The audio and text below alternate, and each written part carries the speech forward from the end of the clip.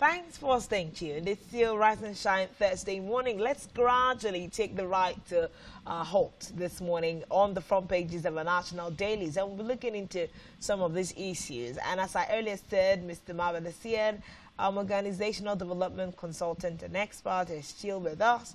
And he'll be reacting to some of the issues on these front pages. The first stop will be the Daily Trust. The masthead here says, why I won't help Tinubu's government. Emir Sanusi says president lacks credible team. Presidency, they have not found their voice yet to react. We also see here Borno farmers killing, terrorists ambush soldiers, others recovering cups.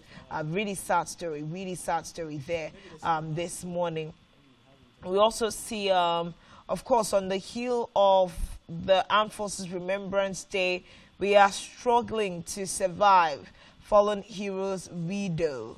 It's a really sad story, I must say. But in Akwa Ibom State, our state governor did quite some, good gesture towards them yesterday. We hope to take that story with you tomorrow. War on Gaza, Israel-Hamas seal ceasefire deal. Woo! That's a massive celebration right there. I think that's our news on Tuesday International. War on Gaza, Israel and Hamas have sealed a ceasefire deal. Remember that the citizens came out to protest just early on this week, and this is good news. All right, prison decongestion. Federal government to pardon convicts, inaugurate committee. Prison decongestion. Okay, federal government, that's good. We also see here military bans drone operation in Northeast. Hallelujah. Okay. I think I love Daily Trust this morning. Inflation, we've already addressed that, rises to 34.80% in December.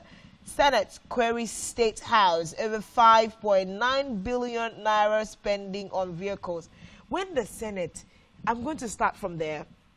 When the Senate is questioning state houses for spending 5.9 billion naira on vehicles, how much did they spend? It was the argument that opened up the 10th Assembly. 150 million naira per head.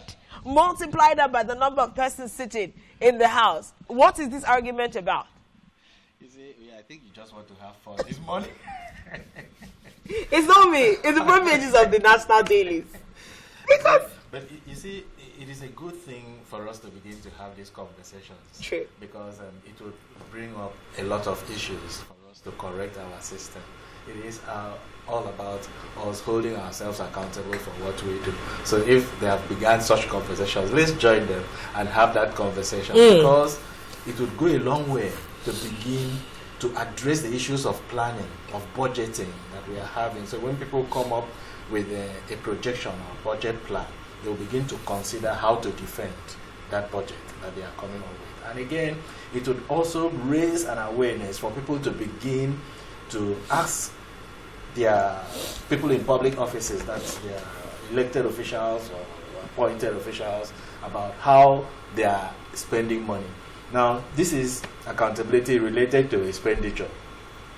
There's still another convention that will still come, that which is related to performance, because that's the bedrock.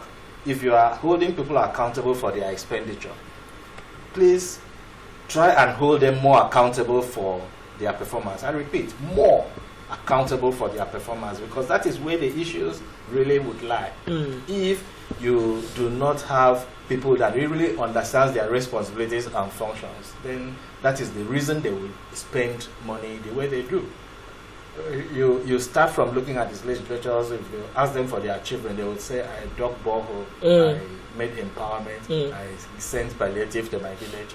Are those the issues? Is that the reason you were elected? What are the policies and laws that should move life to focus upon? What of the intellectual debates that you should have that would create an enabling environment for those in executive to understand where they have gotten it wrong or right?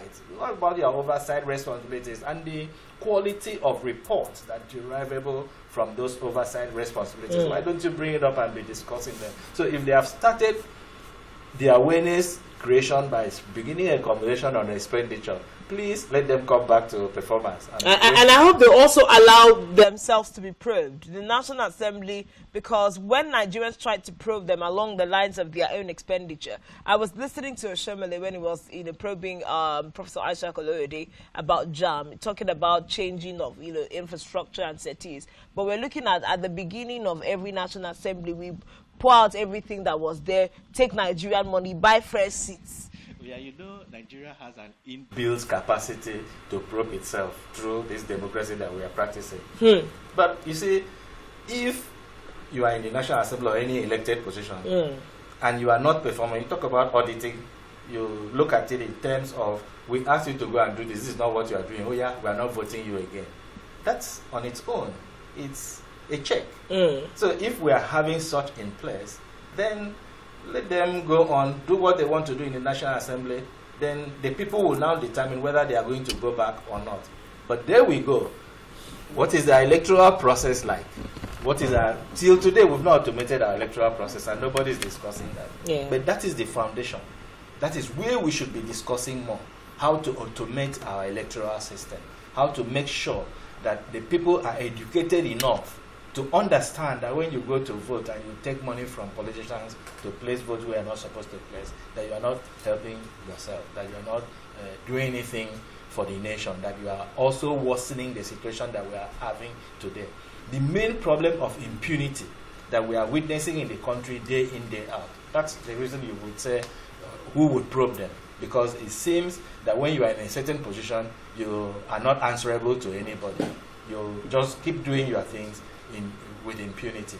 If we are able to be able to address that, then we need to have a very good electoral process in place that will make sure that if you are in a certain position and you are not performing well, that you are taken back out from there.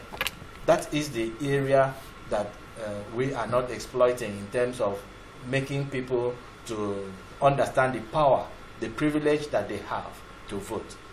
On the other side, when this kind of conversation comes up, we begin to say, if you are questioning another institution or another body of government about what they are doing, what were they to do in the first place? I talk about understanding your responsibilities, setting goals, making sure that if you employ a staff, the first thing you do is to give the staff a job description. So if somebody does not have a job description, if the person does not understand his responsibilities and duties, so how would you now be asking for a performance indicator? So this is your question. What is it aligning with? But we have a problem. Mr. Marvin. We're looking at 5.9 billion naira. They're spending it on vehicles. Yes. If you even give one state government, remember that there are state governments that their entire federal allocation is this 5.9 billion that we're talking about. State governments are receiving between that window and 10 billion. And you want those state governments to pay, you want them to pay, salaries of 77,000 naira, 500. You want them to do infrastructure. But there are also people in these cabinets of government spending 5.9 billion naira to buy cars. So that's a problem on its own. It is a major problem as we are having. But this problem has solution. So I was coming from the solution aspect in terms of not just looking at the expenditure, but looking at what people are expected to do. When this budget, if you bought cars for this amount, it means you budgeted for it. It means you planned. If you did extra budgetary expenditure, they padded it, but it was approved. So it's part of the plan. It was processed. You send it there. Then if it was padded, when it was returned to the executive should have seen that this is padded. That's where we talk about responsibilities, job description, duties, performing your duties the way you should perform your duties. These are the bedrock. If you are not getting it right at that level, then you cannot be controlling an expenditure. If somebody is voted into power, the person is accountable to the Constitution of the Federal Republic of Nigeria. That is because this federal constitution has been written down, stated clearly that this is what is expected in this kind of situation, this is what is expected. On the other hand, if you go into government and you do not have a clear, streamlined duties and responsibilities to carry out, you will do whatever you like with impunity and get away with it. So if we are discussing about the expenditure of so amount of money, it would have passed through a process. And if we had a good performance management system in place, during the process, it would have been detected and nipped at the bud.